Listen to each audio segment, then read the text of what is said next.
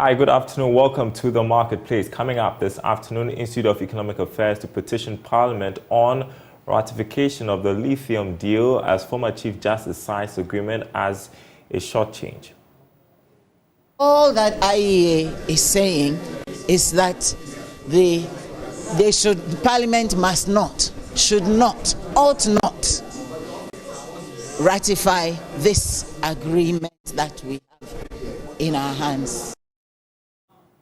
Also coming up, Ghana Financial Stability Fund commences work as it scrutinizes requests from banks and other institutions for support. Plus, rural banks demanding from government immediate payment of 480 million cedi locked up funds after the financial sector cleanup in 2019. They are threatening to explore legal means.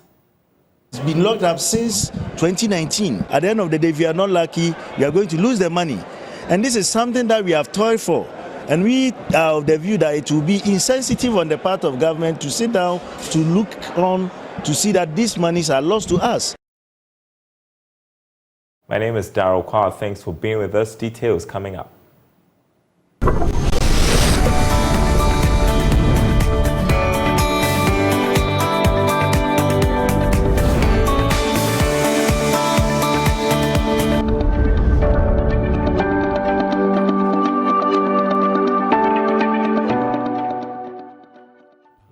All right, first up, the Institute of Economic Affairs is expected to petition Parliament against the ratification of the Lithium Deal. This was disclosed at a forum to present the findings of an analysis conducted by the think tank to the clergy.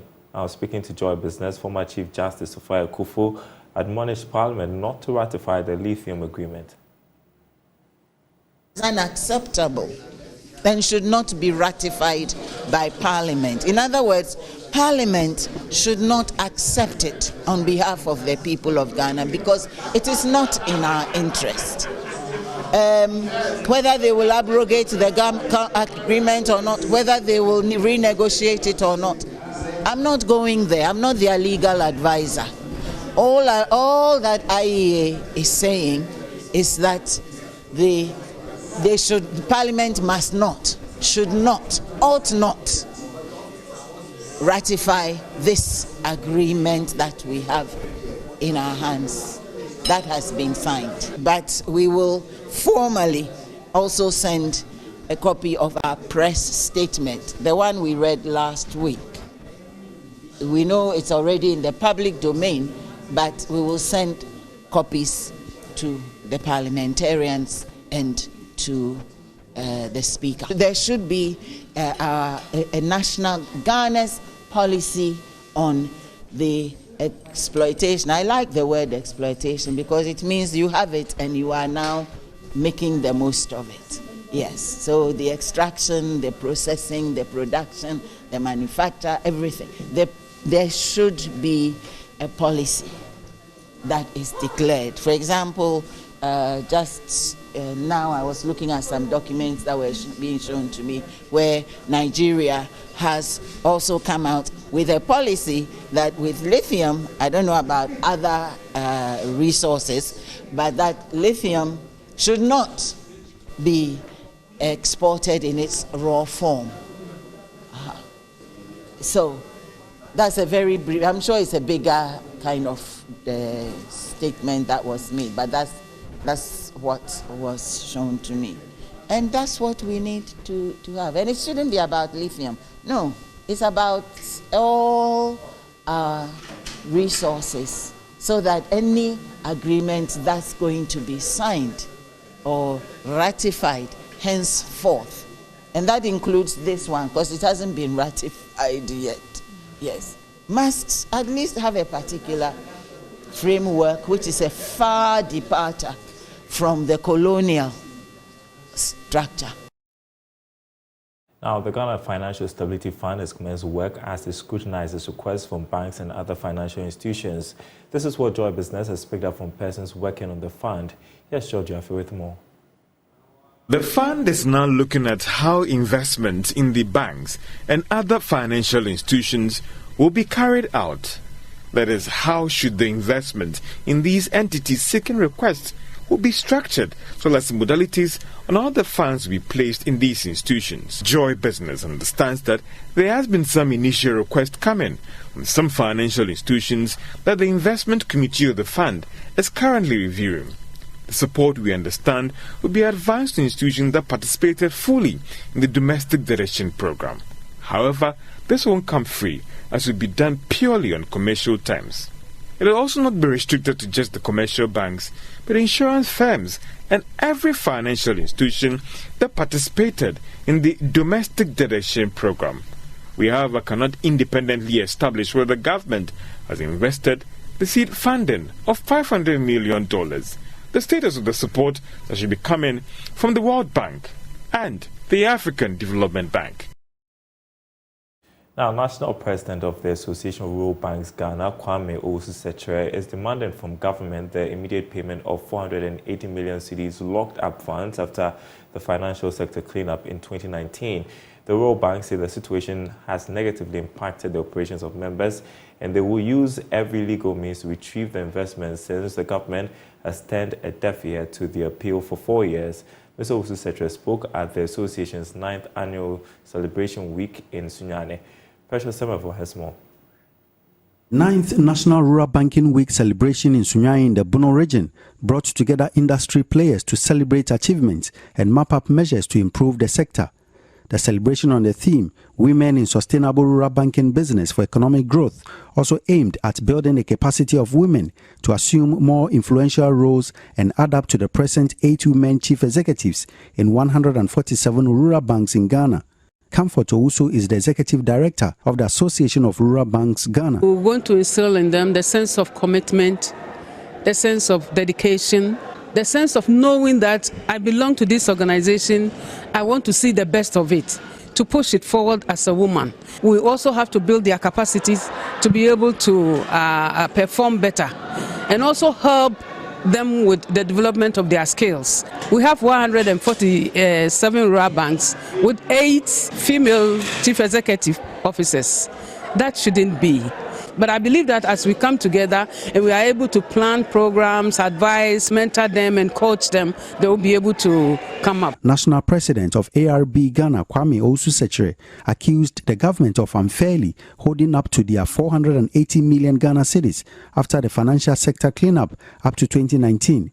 He said the situation is adversely affecting their operations, and the government's failure to respond to the appeals means they will employ legal means to demand their locked up funds. These monies are monies that we had already invested in these institutions after we have made payment through the government on taxes, levies and all that, so that we can get something, and then also as part of our investment portfolio to help us in our industry. Then it's been locked up since 2019. At the end of the day, if we are not lucky, we are going to lose the money.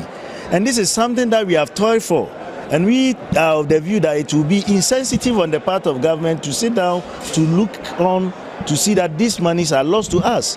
And we are not going to agree to that. The amount we are talking about for the RCBs, we have about 480 million Ghana cedis invested in that. It has affected our recruitment drive because we would have expanded with these monies, and we are of the view that 2019 to 2023 is long enough and we've had enough, and we are going to use every legal means possible to get our money back. In fact, we have appealed enough. They should give us our money. That's why this time we are not looking at appealing. It is a demand. Precious Semevo, Joy Business, Sunyani. Now, the head of public affairs at the Ministry of Employment and Labour Relations, Reverend Charlotte Hansen, is calling on graduates to take advantage of the green job strategy rather than wait on government for employment or look for white-collar jobs. She says graduates can leverage the country's abundant natural resources to be gainfully employed. She was speaking at a stakeholders conference in the OT region. Peter Sanu has more. The National Green Job Strategy is Ghana's contribution to achieving the Paris Agreement on climate change targets as ratified by government in 2016. There is therefore the need to rope in the metropolitan, municipal and district assemblies to consciously take steps at ensuring the implementation of the set targets to ensure decent jobs are created. Green jobs are those that the experts say would not destroy the environment, rather enhance flora and fauna. At a stakeholders' engagement with the Ministry of Employment and Labour Relations, Duty Regional Minister Joshua Makubu says the Regional Coordinating Council, together with the various assemblies in the region, would ensure the green job strategy is incorporated into their plans. Human beings need to survive and they need to work. And whatever activities we undertake, in one way or the other, also have impact on the economy, on the environment. That has led to the climate change. The rainfall patterns have changed, leading to recent flooding here and there, and the drought are also in another paradigm. So now what is being done is to look at how we can't stop people from working. People must work. But how are we able to work in such a way that will preserve the environment as well? Regional Coordinating Council is one of the strategic focal points when it comes to the preparation of medium-term development plans. So in the OT region, and after this workshop, we have our planning officers from all assemblies, the budget analysts from all assemblies, and then the Regional Coordinating Council as well. They have to ensure that, we have to ensure that they review their plans to include sustainable jobs that can be created and at the same time keeping the environment green. Because if we overly protect the jobs we have today without thinking about how the impact on the environment, it will get to a point that the impact on the environment itself will collapse the jobs we have. So we need to strike a balance to be able to sustain our jobs by going green. The head of public affairs at the Ministry of Employment and Labour Relations, Reverend Charlotte Hansen, has called on the youth to take advantage of opportunities outside the formal employment to become self-employed. Most of us after school or having, left school, we are looking at getting white-collar jobs. It's good. It's good for you to put on your tie and go and sit in the office and work under air conditioning and all of that is good. But what we are saying is that going forward, the green economy has a lot of opportunities. Okay, and the opportunities that are there are around us. There are resources that are around us that we can leverage on to become employable. So the youth should not think that, or should not come to the point or realization that, we want to go into only white-collar jobs. They can become entrepreneurs. You also realize that when we come to our part of the world here, it is not the civil servant or the private, service person who has money. It is the entrepreneurs, the businessmen who have the money. She also called on job seekers to disregard advertisements that are linked to the ministry recruiting individuals for other agencies. The Ministry of Employment and Labour Relations sometimes is bedeviled with the situation where people come in, especially freshers, job seekers, they come in to say that, we have been duped of some money, apparently because, there are some social media employment scams, and people are like, so and so called me to say that there's a job vacancy here, and that Ministry of Employment and Labour Relations is recruiting people. We are telling the public that Ministry of Employment and Labour Relations, we do not recruit. We are not a recruitment body. So anytime you see such scams, please disregard them. Peter Senu for Joy Business. Now, the International Telecommunications Union, ITU, and its partners are set to extend the Digital Transformation Centers initiative by 9 months to September 2024. This means more Ghanaians in rural, marginalized, and underserved communities will actively participate and thrive in the digital economy to better their lives. Ohim Interior has more. With the support of the International Telecommunications Union and the Norwegian Agency for Development Cooperation, GIFEC is implementing the Digital Transformation Centers, which has seen over 10,000 beneficiaries trained in Cisco-certified basic and intermediate ICT courses. It also saw a total of 202 trainees trained in digital skills.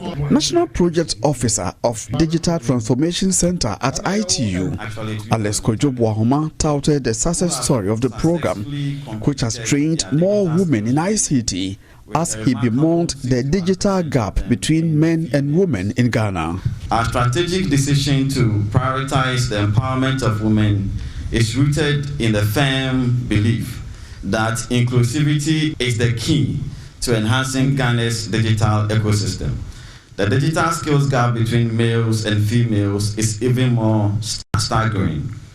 Our mission is to bridge this gap despite the initial project end date of December 2023. I'm happy to share that due to the generosity of NORAD and ITU, the project has been extended until September 2024. This extension allows us to deepen our impact on marginalized individuals, including small business owners, persons with disabilities. The project, which started in 2021 with the goal of training 17,200, has so far trained 14,600 beneficiaries, leading to the establishment of 30 coding clubs across the country, among others. Administrator of GIFEC, Prince Ofosu-Sefa, revealed a new project to provide fiber-connected free Wi-Fi to 120 community information centers nationwide could soon begin. Our Cyber Labs program is aimed at improving access to ICT by providing ICT equipment to schools, institutions, and communities. 1,375 centers equipped now, out of which 1,035 are schools, 281 are community ICT centers, such as this very one. We are also excited to soon begin implementing the Ghana Digital Acceleration Project, GIGAP, through government, that is our ministry. The project will provide fiber-connected free Wi-Fi at 120 ICT centers. Bonrehine, Nana Bobie Ansah II is encouraging local businesses to be ICT inclined to promote the Kente business. Social media platforms have become powerful marketing channels, enabling entrepreneurs to connect with their audience and promote their products. Together, we can make a mark in the digital sphere and shape the future of entrepreneurship in Bonre. The Digital Transformation Centers project has equipped 1,375 community information centers. From Kumasi, for Joy News, Oimintiria reporting. You're watching The Marketplace. Quick break, we'll be right back.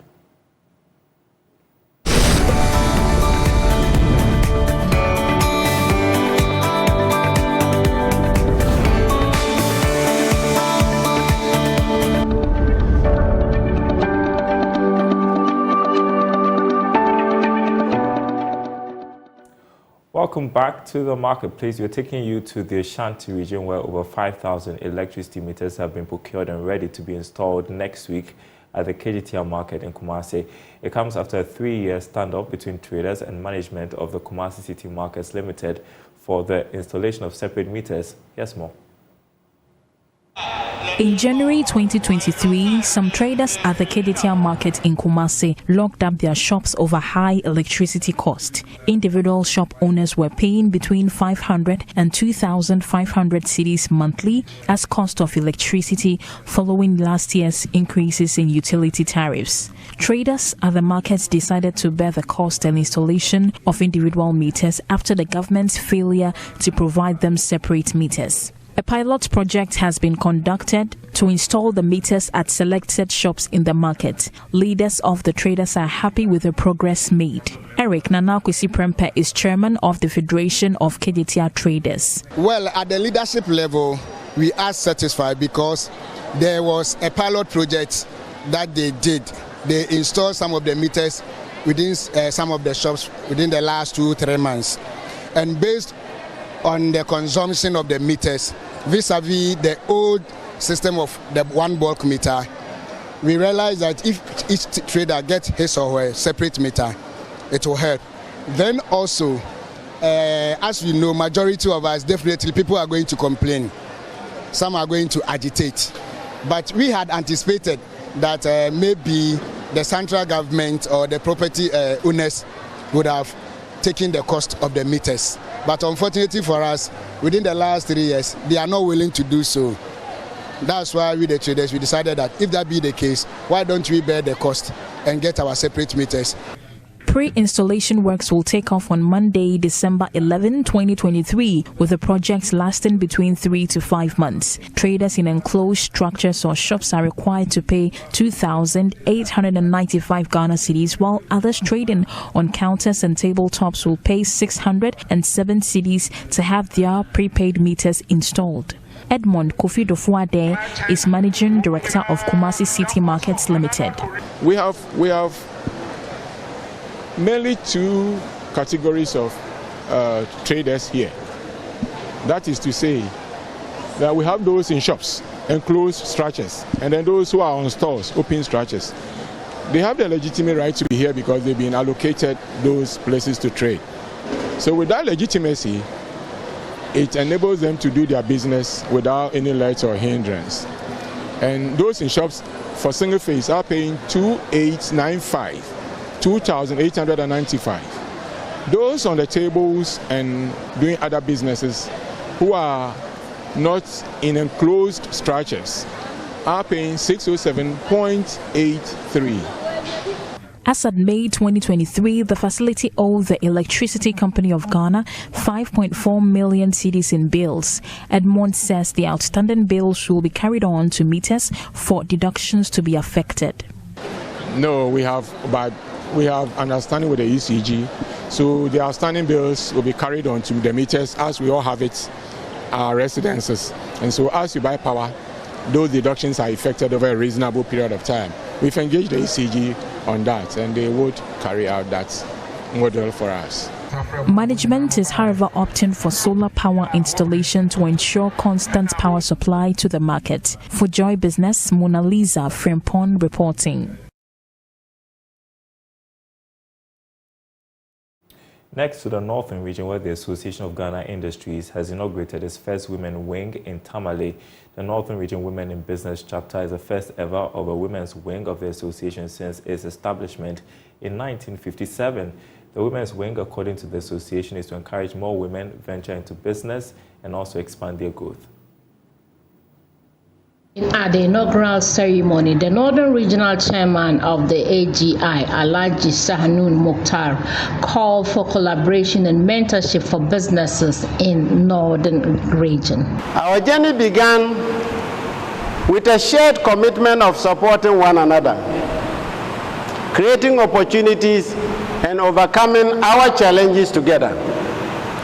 The diversity in our talents, our skills, and perspectives in this very room today is our greatest asset.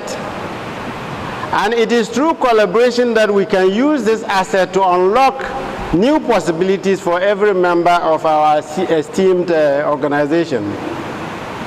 As we embark on this exciting venture, let us embrace the opportunities for mentorship, which is really needed up north here. The National Vice President of the AGI, Grace Ame Obeng, said the import restriction bill will help the local business add value to local produce for the international market. And we know here that it would help us add value to our local produce, make them marketable across the globe, and if there's some form of restriction, it is a fuel in our engine to work harder, make sure that we undertake all the necessary training that are required, build on the skills that we already have, identify our skills gap and work on it, and make sure that when we are presented to the international market, we meet the mark. The field manager at Alinea Foundation, Nancy Dross, said her outfit had trained lots of women in trade originally tagged as men's trade. About 10 or 12 different things that are usually associated with men's work. So we're training women to do men's work and to get involved in the industrial sector. And this is exciting for us and exciting for women who are truly pioneers in this venture. All right, and that's the marketplace. More news on our website, myjoyonline.com/business. You can read more about our top story there. Justice Ofoya Kufu, IEA urged Parliament not to ratify lithium agreement. myjoyonline.com/business. My name is Daryl. Kwaw. Thanks for watching. We'll be back same time tomorrow.